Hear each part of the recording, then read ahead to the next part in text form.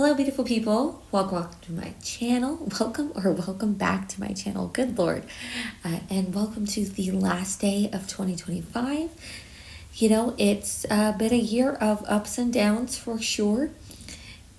Ups in my life, downs in respective parts of every other aspect of life. But it has been a year. It has been quite a few years. It has been quite a decade thus far, honestly. But I had originally created a holiday video for you all, and it was a mess of audio. And so today I just wanted to do a little bit of a sit down, kind of wrap up December with you all, talk a little bit about 2026, go through my Owlcrate items that I got with the Owlcrate advent calendar, which my mom got me for Christmas, which is so nice and so lovely. So I do have clips of me like kind of showing you guys what those are, so that'll be a voiceover. And yeah, just kind of trying to suss out what 2026 is going to look like, because I'm not sure yet, at least for YouTube. Not quite sure. I mean, just in general, but not quite sure. This is not going to be like a wrap of my reading because I'm not home and I want to complete my reading journal, and all of that is at home. We're still in Dallas until the 2nd. So this will just be, you know, chill little vlog for the last day of 2025. With that being said, I will first jump in to the clips from prior to this video. So like I mentioned, I had Owlcrate, the advent calendar. I'll put the link down below. I did the I did Caffeine and Legends advent calendar for 2024, and that was super fun. That one was sold out. So my mom asked me what I wanted for Christmas. I decided to try out the Owlcrate one, and it did not disappoint.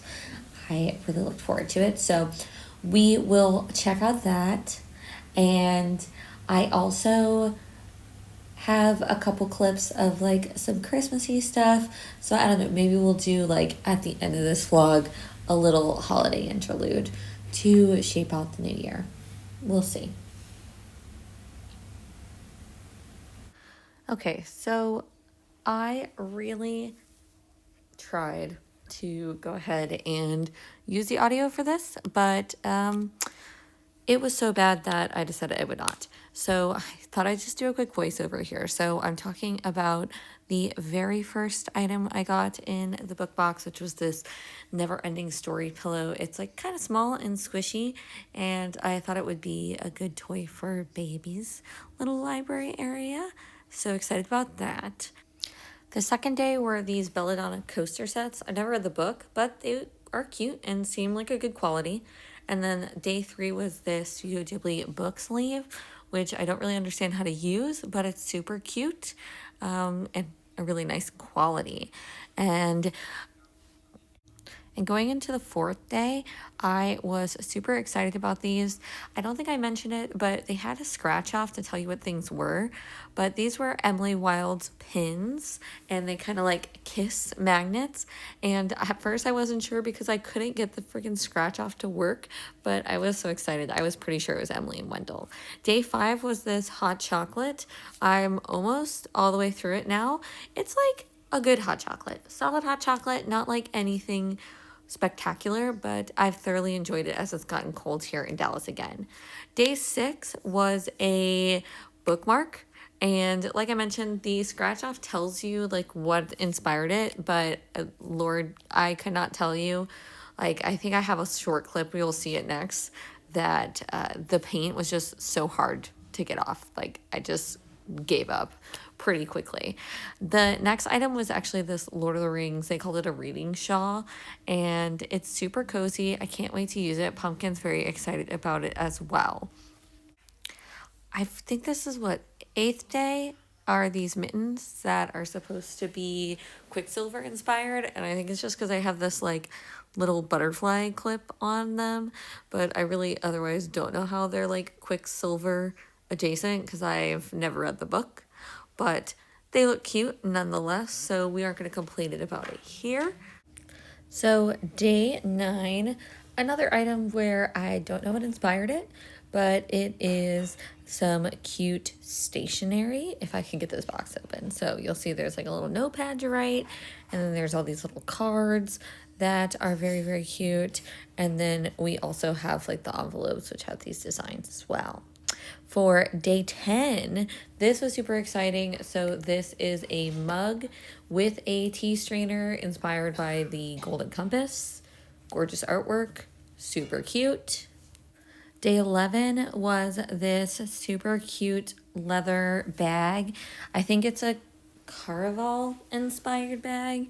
I've already used it. I really like it. I think it'll fit my e-reader nicely, and it's very light and has some good pockets.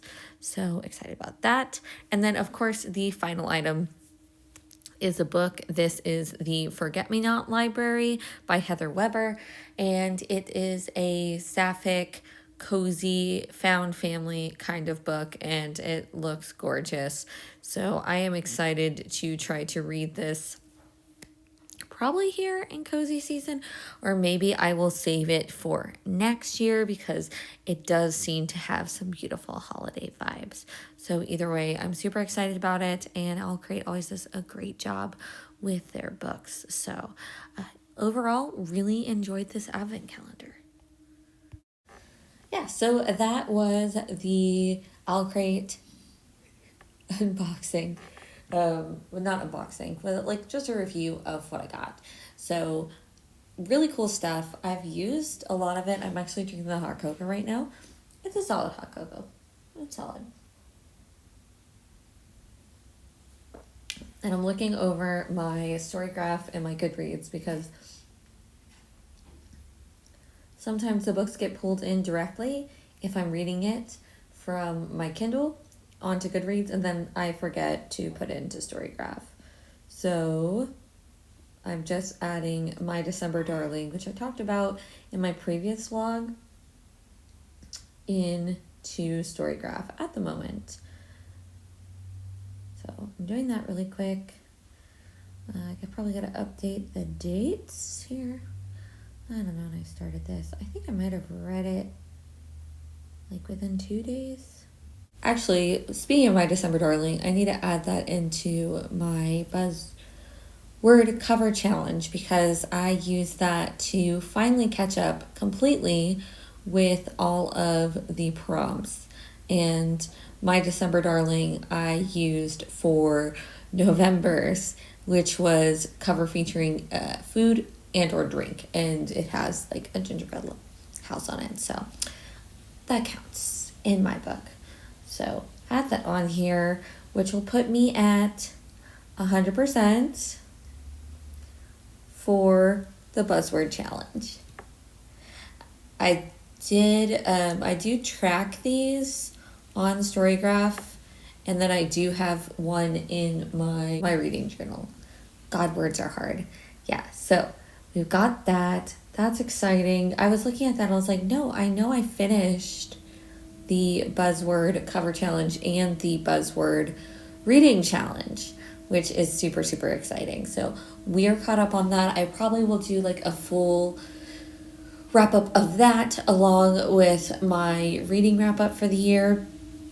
Right now, we're looking at 76 books for the end of 2025, which exceeded my goal. I had set 60 because I intended to do more writing this year, and then baby happened, so I still didn't read as much as I would have liked to, but 60 had seemed reasonable to me, and I have 76, so I exceeded that goal, so that's very nice. I had all intents and purposes, I had intended on finishing another book before the end of 2025, but I started reading The Other Bennett Sister because I saw it's The Other Bennett Sister by Janice Hadlow, and I was interested in reading this because they are making a TV show on BBC One based off of this book, and essentially it follows Mary's story. And I'm about 30% of the way into the book. And it's boring and a little annoying, to be honest. We first are like a year before the happenings of Pride and Prejudice, and Mary's just kind of giving us her worldview. And I understand where Mary's coming from. She is the quieter sister. She is, considers herself the plain sister of the five, and just feels kind of like the odd person out in her family and feels like she can't get attention. And she tries to figure out like different ways to distinguish herself, and I like want to be sympathetic towards her, but she's always griping. Like Mary, like she talks about in the very beginning how she kind of finds out from her mom that her mom thinks she's plain, and that she's, her mom is very vain, right? Like that's what she believes, that's what gets a woman a husband. So she's very vain about looks, or she's very vain in general. And that means that she doesn't really connect with Mary. And then like Mr. Bennet has always been aloof, and he obviously just isn't giving Mary the kind of attention she hopes for. And we find out that she kind of pulls away from Jane and Lizzie after she hears what her mother says, and they kind of stop including her after a long time of them trying to get her to do stuff with them again. And so it's kind of like, and then she's like sad and ticked that they have a stronger bond than she does with both of them, when the three of them used to be really close. So I'm kind of like, all right, I mean, you kind of pushed yourself out of these relationships. They tried to include you, and then you've kind of driven this wedge, and you're a little bit jealous. Like she's jealous of her sisters, and her sisters were never the ones who made her feel the way she feels. What happened was her mother's conversations about her, and instead of like turning to her sisters for comfort and confiding in them, she's decided that they won't understand, and basically now she's kind of the odd man out with the sisters, which we all knew from the books. So that is kind of the mindset of Mary, and it's kind of hard to sit in that mindset. But it is interesting, to see like a different perspective on the events of Pride and Prejudice. Right now we are at the Netherfield Ball, or like right after the Netherfield Ball.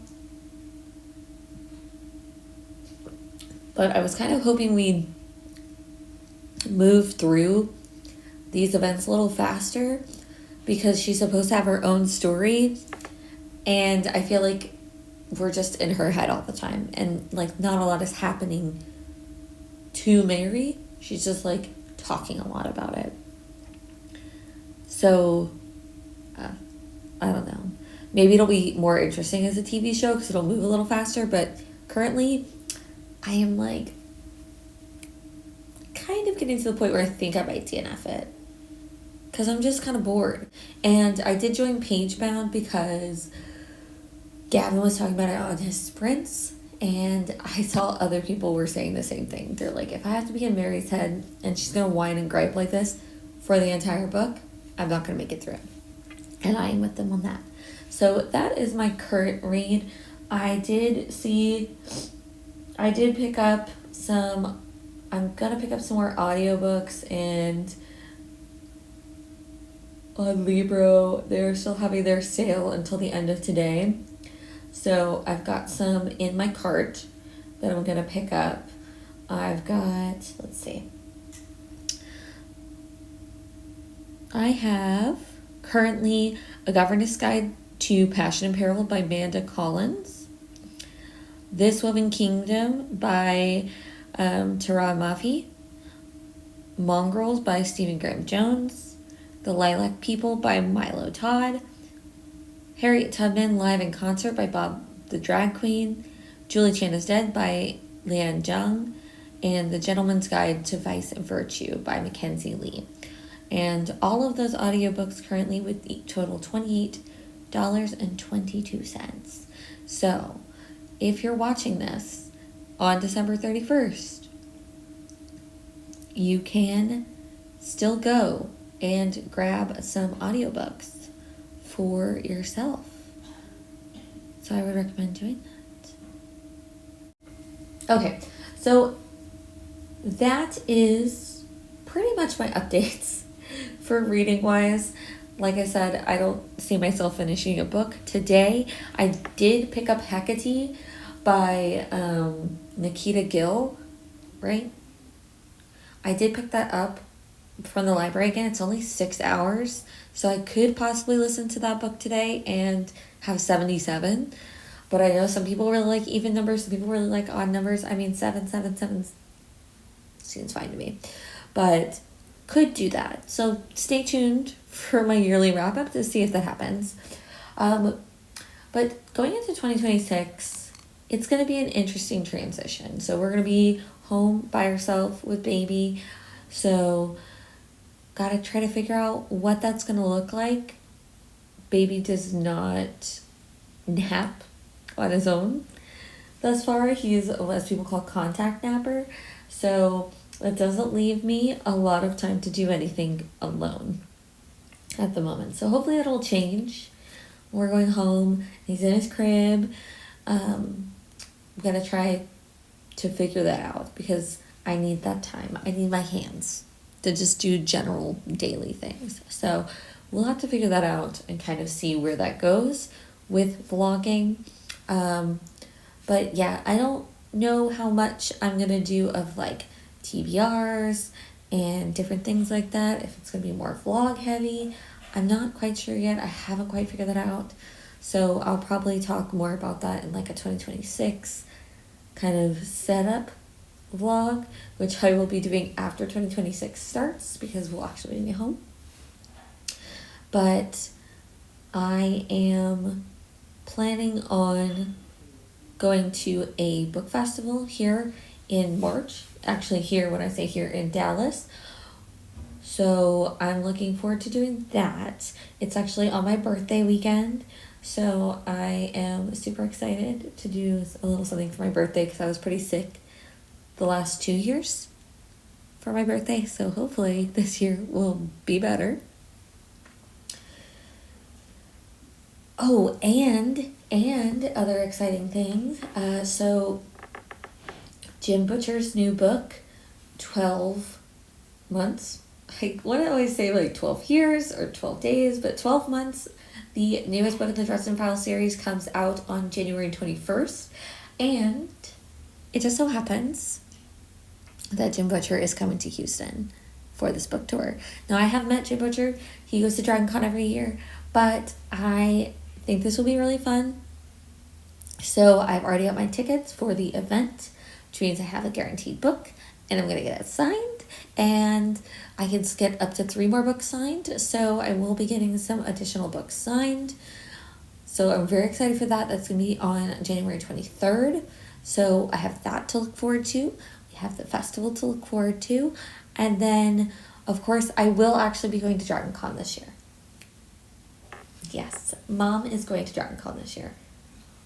It's happening. I've already booked the hotel. I already bought my DragonCon ticket. It is happening. It is happening. It is happening. It's happening. It's happening. It's happening.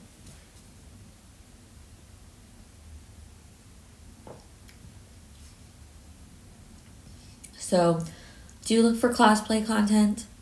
Hopefully. I'm going to try my best to do it.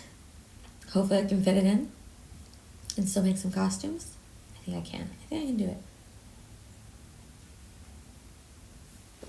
Once baby stops going to bed at like midnight and has a reasonable bedtime, I feel like, yes, it will be possible. So hopefully that will happen soon so we can do that. So definitely going to be doing that. Additionally, I saw all of these reels about people doing like patches for the books they complete onto like a sweatshirt, and I thought that was a fantastic idea and I want to do it. And I think it'll be doable because I do not see myself reading nearly as many books this year coming up as I did in 2025, which is crazy because I read less books in 2025 than I did in 2024. But life happens. So I do think it'll be possible because I will not be reading as many books. And hopefully I'll be selecting better books because this year is kind of a flop for me. So I think if I do read more books, I will only patch books that like really resonated with me. This way I am not trying to do like 76 patches because that would be absurd. But I think me and Karen are going to try to do that together. So that'll be super fun.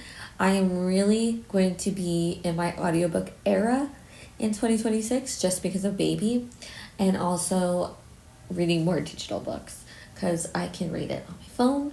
I can read it on my e-reader, which is much easier to do one-handed with a baby. Much easier.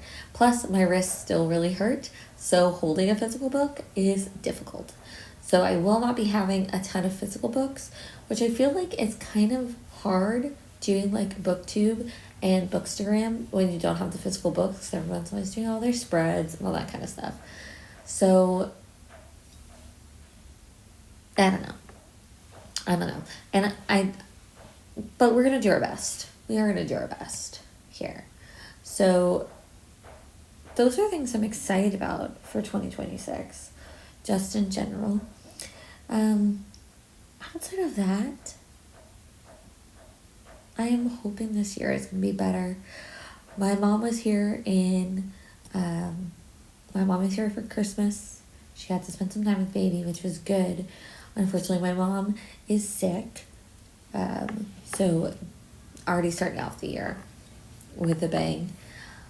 But I will be seeing her in February because Heather, my best friend, is getting married. So that's super exciting. So I will be going back home just for a couple days. It'll be my first time away from baby. So I will get to see her and we'll get to the wedding. And then really the world is our oyster for 2026. I'm just hoping it'll be an okay year. I'm really hoping so. But that's really all I have for you. I hope that you have a magical New Year's Eve, a magical New Year. I am wishing you all the best in 2026. I am hoping we can all go into this year with good vibes and also turning those good vibes into action. Because as I always say, I like to close out my videos saying like, I hope you read a good book. I hope you find some joy. And most importantly, I hope you do something to make the world a better place. And I truly, truly do mean that. I want you to have all the good vibes and protect your mental health, but I also hope that you find ways to improve the lives of people around you in your local community and do things that have an impact on like everybody as a whole. Don't put too much pressure on yourself.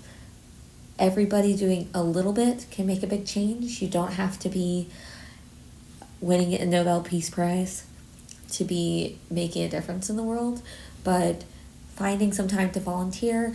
If you're politically active, finding some time to be politically active and advocate for people who can't advocate for themselves. Picking a new habit that helps the environment, or finding a organization that you can support, whether that's with your time, donations, whichever way it makes the most sense to you. I really encourage you to set that as a path for yourself here in 2026.